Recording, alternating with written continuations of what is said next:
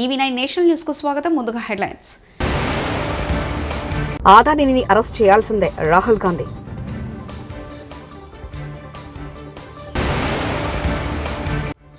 మూడు నెలల్లో విశాఖకు టీసీఎస్ మంత్రి నారా లోకేష్.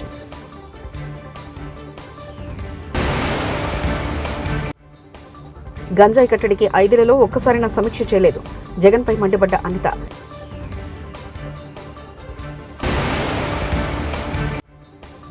పేదల ఇళ్ల కోసం కేంద్రం కేటాయించిన నిధులను జగన్ దారి మళ్లించారు సోదరిని యామిని శర్మ.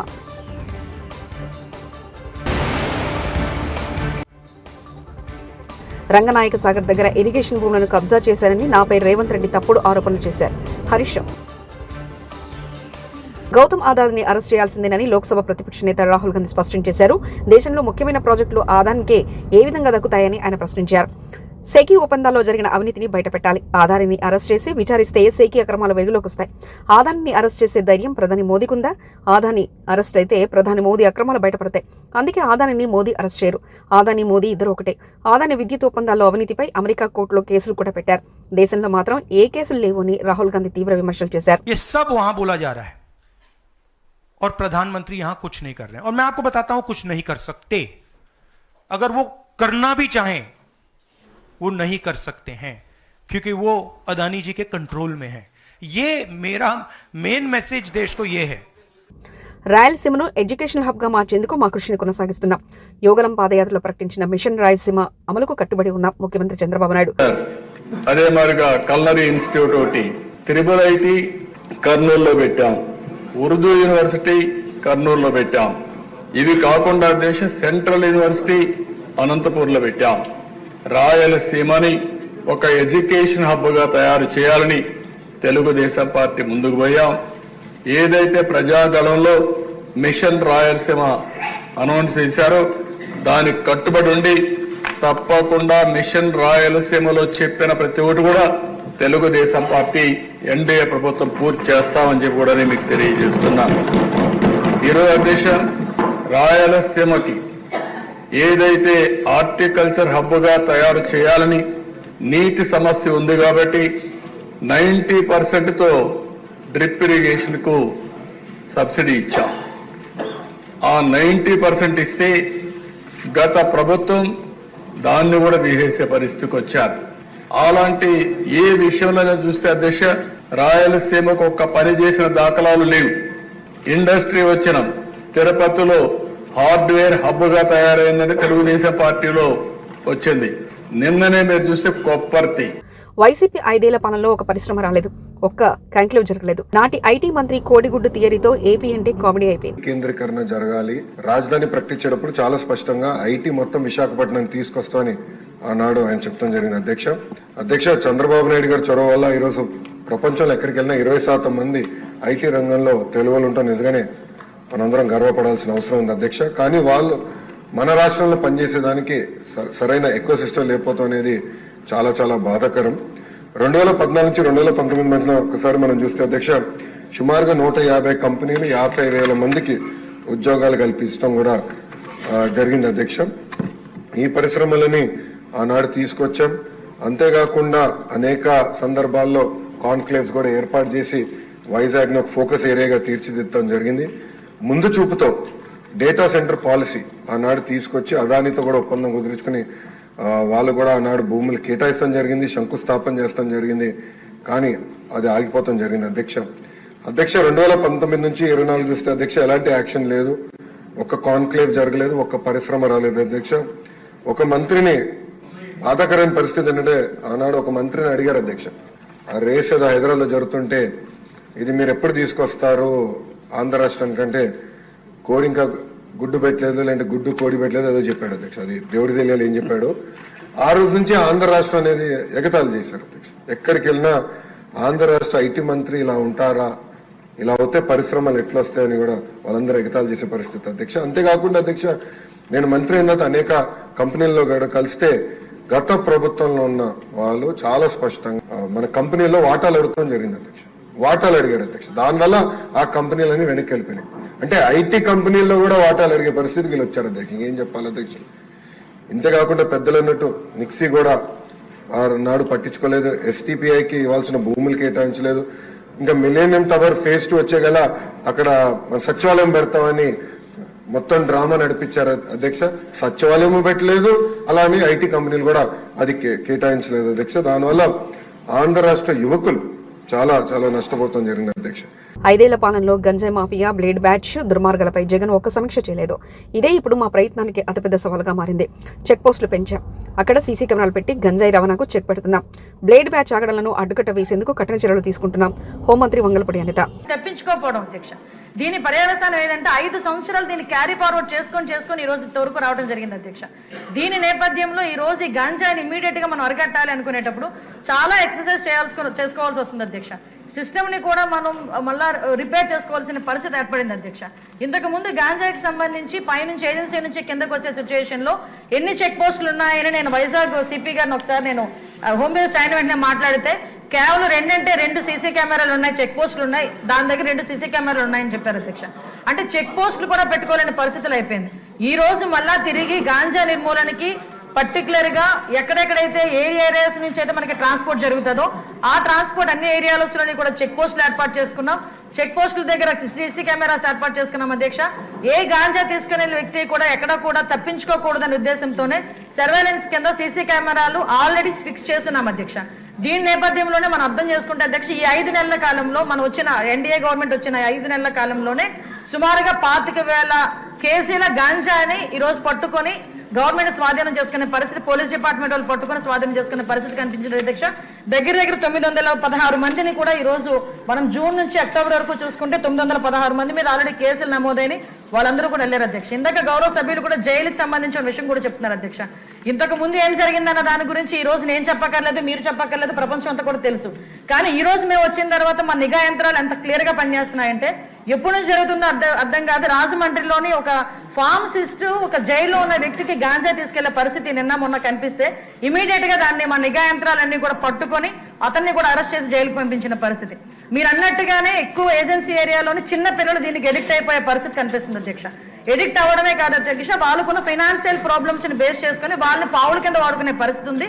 కాబట్టి గాంజా బ్యాచ్ల్లోని గాంజాలు సరఫరా చేసేవారు కానీ గాంజా తీసుకునే వాళ్ళకి కూడా అధ్యక్ష ఈ రోజు ఏదో తీసుకొచ్చాము, జైల్లో పెట్టేసాము, వాళ్ళకి రిమాండ్ తీసేసాము, తర్వాత బెయిల్ బయటకు వచ్చి వాళ్ళు అలా చేసే కన్నా వీళ్ళు చేసిన వెంటనే వీళ్ళ మీద పీడియాక్ట్ పెట్టడమే కాదు అధ్యక్ష, వీళ్ళ ఆస్తులు కూడా జప్తు చేయడానికి వీలైతే వాళ్ళకి ఆస్తి ఏమీ లేకపోతే వాళ్ళ దగ్గర ఉన్న ఆధార్ కార్డులు కానీ వాళ్ళ దగ్గర ఉన్న రేషన్ కార్డ్స్ కానీ అలాంటివి కూడా సీజ్ చేసే పరిస్థితి కూడా రప్పించాలి అని గౌరవ ముఖ్యమంత్రి గారు కూడా మాకు ఆదేశాలు ఇవ్వడం జరిగింది అధ్యక్ష. దాని మీద కూడా ముందుకెళ్తున్నాం. పేద మధ్యతరగతి ప్రజల సొంతటి కలను ప్రధాని నరేంద్ర మోదీ నెరవేర్చారని భాజపా ఏపీ అధికార ప్రతినిధి సాదినేని యామిని శర్మ తెలిపారు. వచ్చే 5 ఏళ్లలో మరో 3 కోట్ల ఇళ్ల నిర్మాణానికి కేంద్ర ప్రభుత్వం ప్రణాళికలు సిద్ధం చేసిందని ఆమె వెల్లడించారు. విజయవాడలోని భాజపా రాష్ట్ర కార్యాలయంలో నిర్వహించిన మీడియా సమావేశంలో ఆమె మాట్లాడుతూ 2017లో ప్రారంభించిన ప్రధానమంత్రి ఆవాస్ యోజన ద్వారా 4 కోట్ల ఇళ్ల నిర్మాణం జరిగిందన్నారు. గత 5 ఏళ్లలో అవినీతి, నియంతృత్వ పాలన, ఫ్యాక్షనిజానికి కేర్ ఆఫ్ అడ్రస్ గా జగన్ వ్యవహరించారని మండిపడ్డారు. ఇళ్ల నిర్మాణంలోనూ ఆయన అవినీతి చేశారని విమర్శించారు. 32,000 కోట్ల రూపాయలని కేటాయించింది. ఇప్పటివరకు పూర్తయిన దాంట్లో 23,800 కోట్లని విడుదల కూడా చేసింది. కానీ గడిచిన 5 సంవత్సరాల్లో మన దురదృష్టం ఏంటంటే అవినీతికి కేర్ ఆఫ్ అడ్రస్, నియంతృత్వ పాలనకి కేర్ ఆఫ్ అడ్రస్, ఫ్యాక్షనిజానికి కేర్ ఆఫ్ అడ్రస్, ప్రశ్నిస్తే కేసులు పెట్టి నిర్బంధ పాలన చేసినటువంటి జగన్మోహన్ రెడ్డి గారి పాలనలో పేదలకి మధ్యతరగతి ప్రజల కోసం అని చెప్పని ఇల్లు కట్టుకొని వారు ఉండడం కోసమని ఇచ్చినటువంటి నిధులను కూడా దాంట్లో కూడా అవినీతి చేసి వేలాది మంది నిజంగా మహిళల యొక్క శాపనార్థాలను ఎదుర్కొన్నారు. వారు మనం ఎలక్షన్స్కి ముందు చూసాం, ఎక్కడ పోయినా కూడా ఏ మహిళను కదిలిచ్చినా ఇదే. కేంద్రం ఏమో ఇల్లు కట్టుకోవడానికి నరేగా నిధులు కలిపి 1,80,000 రూపాయలని ఇవ్వడమే కాకుండా 20 సంవత్సరాలు బ్యాంకు రుణం 6.5% వడ్డీతోటి బ్యాంకు రుణాన్ని సదుపాయాన్ని కూడా కల్పించింది. ఒక 2.67 లక్షలు తీసుకోవచ్చు వారు. అంతగా సహకారం మేము అందిస్తుంటే పబ్లిసిటీ పిచ్చి పీక్స్లో ఉన్నటువంటి జగన్మోహన్ రెడ్డి గారు మనం చూసాం. ఆయన ఆఖరికి అంగన్వాడీలో ప్రభుత్వం ఇచ్చేటటువంటి గుడ్డు అలాగే పాల ప్యాకెట్ పైన కూడా స్టిక్కర్ వేసుకున్నటువంటి వ్యక్తి. అంత పబ్లిసిటీ పిచ్చి ఉంది. చూసాం భూములు రైతు ఎవరైతే భూ హక్కుదారులు ఉంటారో వారి సొంత పట్టా భూముల పైన కూడా ఆయన ఏదో రాజముద్రలాగా ఆయన బొమ్మ వేసుకున్నటువంటి వ్యక్తి. ఈ ప్రధానమంత్రి ఆవాస్ యోజన కూడా వైఎస్ఆర్ అని, ఇది కేంద్ర ప్రభుత్వ పథకం, దానికి వైఎస్ఆర్ అని చెప్పని తగిలించి ఆయన క్రెడిట్ కొట్టేద్దామని చెప్పని చేసిన పనికి కేంద్ర ప్రభుత్వం ఎన్నోసార్లు హెచ్చరించింది. ఇది దేశమంతటా అమలవుతున్నటువంటి కేంద్ర ప్రభుత్వ పథకం, దీనికి కొన్ని నిబంధనలు ఉంటాయి, అది ఏ రాష్ట్రము మీరకూడదు అని చెప్పినా మళ్ళీ ఆయన సొంత లోగో పెట్టుకొని వైఎస్ఆర్ అని చెప్పని పథకం పేరు మార్చాలని చేసిన ప్రయత్నంతో హాజ్ యాత్రపై వివాదాస్పద వ్యాఖ్యలు చేసిన ఏపీ మంత్రి సత్యకుమార్ 100 ఎలుకలను తిన్న పిల్లి హాజ్ యాత్రకు పోయిందంటూ వివాదాస్పద వ్యాఖ్యలు చేసిన మంత్రి సత్యకుమార్. ఇందులో సామెత ఉంది అధ్యక్ష, చౌచూహా కాకే బిల్లి హజ్ నిక్లా అని. 100 ఎలకలు తిన్న బిల్లి ప్రాయచిత్తం కోసం హజ్జుకు పోయిందట అధ్యక్ష. రంగనాయక్ సాగర్ దగ్గర ఇరిగేషన్ భూములను కబ్జా చేశారని నాపై రేవంత్ రెడ్డి తప్పుడు ఆరోపణలు చేశారు. పచ్చకామల రోగి లోకమంతా పచ్చగా కనిపిస్తుందన్నట్లు కబ్జాలు చేసే చరిత్ర అనేది. రైతులు పట్టా భూములను ధరణి ద్వారా 13 ఎకరాలు రిజిస్ట్రేషన్ చేసి కొనడం జరిగింది. ఒక గుంట గానీ, ఒక ఎకరా గానీ ఇరిగేషన్ భూమి గానీ, ప్రభుత్వ భూమి గానీ తీసుకున్నట్లు నా చరిత్రలో లేదు. ఏ భూమిని అయితే నేను రిజిస్ట్రేషన్ చేసుకున్నాడో ఆ భూమిలోనే నేనున్నాను. నువ్వు ఎప్పుడు వస్తావో చెప్పు రేవంత్ రెడ్డి, నీ సమక్షంలో సర్వే చేద్దాం. రేవంత్, నువ్వెన్ని బ్లాక్ మెయిల్స్ చేసినా భయపడలేదు. బీఆర్ఎస్ పార్టీ తరఫున రైతుల పక్షాన నేను ప్రశ్నిస్తూనే ఉంటాం. హరీష్ రావు, భూమి కానీ తీసుకునే ఆలోచనే మాకు ఉండదు. మా చరిత్రలోనే మాకు అవకాశమే ఉండదు. ఈరోజు నేను రైతులు ఏ భూమి అయితే అమ్మారో, రైతులు ఏ మోకా అయితే చూపించారో దాని ప్రకారంగా నేను కబ్జాలో ఉన్న ఒక్క గుంట కూడా నేను ఎక్కువలేను. రా, నువ్వేరా, ఐ వెల్కమ్ యూ. నీ సమక్షంలో నేను కూడా ఉంటే ఇద్దరం కలిసి కొల్పిద్దాం దా, ఎప్పుడు వస్తావో రా. కానీ నువ్వు ఏదో విధంగా బ్లాక్ మెయిల్ చేస్తే ప్రశ్నించడం ఆగుతుంది అనుకుంటున్నావు. మేము నువ్వు ఎన్ని రకాల బ్లాక్ మెయిల్ చేసినా ప్రశ్నించడం ఆపము. ప్రజల పక్షాన, బీఆర్ఎస్ పార్టీ పక్షాన నిన్ను, నీ ప్రభుత్వాన్ని ప్రశ్నిస్తూనే ఉంటాం. రైతులకు ఎక్కడ అన్యాయం జరిగినా, ప్రజలకు ఎక్కడ అన్యాయం జరిగినా 6 గ్యారంటీలు అమలు జరిగేదాకా రేవంత్ రెడ్డిని, కాంగ్రెస్ ప్రభుత్వాన్ని ప్రశ్నించడమే మా బాధ్యత. ప్రజలు మాకిచ్చిన బాధ్యతనే ప్రతిపక్షంగా మా హక్కులు కాపాడండి, వీళ్ళు ఇచ్చిన హామీలు అమలయ్యేలా చూడండి అనే ప్రజలు ప్రతిపక్షంలో మాకు బాధ్యత ఇచ్చారు. తప్పకుండా కేసీఆర్ గారి నాయకత్వంలో మిమ్మల్ని ప్రశ్నిస్తూనే ఉంటాం. సినీ హీరో రామ్ చరణ్ పవిత్రమైన అయ్యప్ప మాలలో కడపలోని అమీన్పూర్ దర్గాను సందర్శించడాన్ని యావత్ హిందూ సమాజం, యావత్ అయ్యప్ప భక్తులు తీవ్రంగా ఖండిస్తున్నారు. మీరు వెంటనే అయ్యప్ప మాల తొలగించి ఆ స్వామివారిని క్షమాపణ కోరి యావత్ అయ్యప్ప భక్తులకు, యావత్ హిందూ సమాజానికి క్షమాపణ చెప్పాలని డిమాండ్ చేస్తున్నాం. రంగారెడ్డి డిస్ట్రిక్ట్ కోర్టు లాయర్లు అయ్యప్ప మాలలో సందర్శించడాన్ని యావత్ హిందూ సమాజము, యావత్తు అయ్యప్ప భక్తులం దీన్ని తీవ్రంగా ఖండిస్తున్నాము. స్వామి రామ్ చరణ్ గారు, మీరు ఎవరి కోసమన్నా ఎక్కడికన్నా ఏ దర్గాలకన్నా వెళ్ళండి, మేము దానికి వ్యతిరేకం కాదు. దయచేసి పవిత్రమైన అయ్యప్ప మాల ధరించి ఈ రకమైన హిందువుల మనోభావాలు దెబ్బతీయడం ఇది క్షమించడానికి నేరము. ఈ యొక్క రామ్ చరణ్ తేజ గారికి మేము ఒకటే విజ్ఞప్తి చేస్తున్నాము. స్వామి, మీరు వెంటనే మీ యొక్క మాలను తీసివేసి ఆ యొక్క అయ్యప్ప స్వామిని దర్శించి నాకు తప్పైంది. కేసీఆర్ మొక్క పీకేస్తాన్న మొనగాడివి ఈ చిన్న ధర్నా కార్యక్రమానికి ఎందుకు భయపడుతున్నావు? నువ్వు నిత్యం కేసీఆర్ జపం చేసేది చూస్తే నీ కింద సెగ అంటుకుందని అర్థమవుతుంది. నీ భయం, నీ వణుకుడు ప్రారంభమైంది. నీకు తోచిన సెక్షన్లు అన్ని పెట్టుకో, మేము మాత్రం ఆగేది లేదు. మాకు న్యాయస్థానాల మీద చాలా గౌరవం, నమ్మకం ఉంది. వెంటనే ఈ రోజు హైకోర్టులో దాఖలు చేస్తున్నామంటూ ఎమ్మెల్సీ తక్కలపల్లి రవీంద్రరావు వ్యాఖ్యానించారు. ఉపన్యాసాలు ఏ సభ సమావేశం నిన్న వేములవాడ పోయి ఆడ మాట్లాడింది.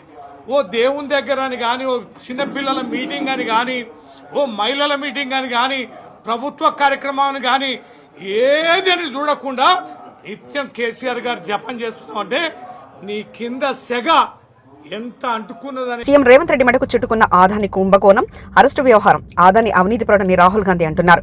అదే నిజమైతే ఆదాని నుంచి రేవంత్ రెడ్డికి 100 కోట్ల విరాళం ఎందుకు తీసుకున్నారు? దావోస్ పర్యటనలో ఆదానితో రేవంత్ రెడ్డి 12,400 కోట్ల పెట్టుబడులకు ఒప్పందం ఎలా కుదుర్చుకున్నట్టు బీజేపీ జాతీయ ప్రతినిధి సంబిత్ పాత్ర వ్యాఖ్యానించారు. स्किल अपलिफ्टमेंट के लिए क्यों लिया था डोनेशन?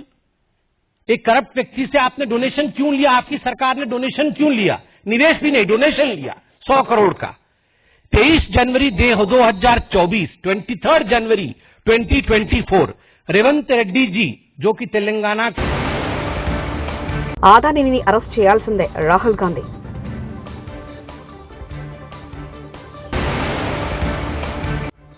మూడు నెలల్లో విశాఖకు టీసీఎస్ మంత్రి నారా లోకేష్.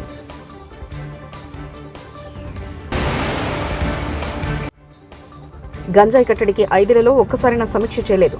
జగన్పై మండిపడ్డ అనిత.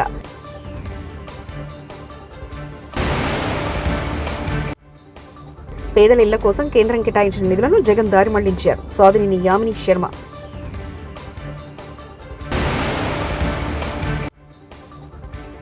రంగనాయక సాగర్ దగ్గర ఇరిగేషన్ భూములను కబ్జా చేశారని నాపై రేవంత్ రెడ్డి తప్పుడు ఆరోపణలు చేశారు.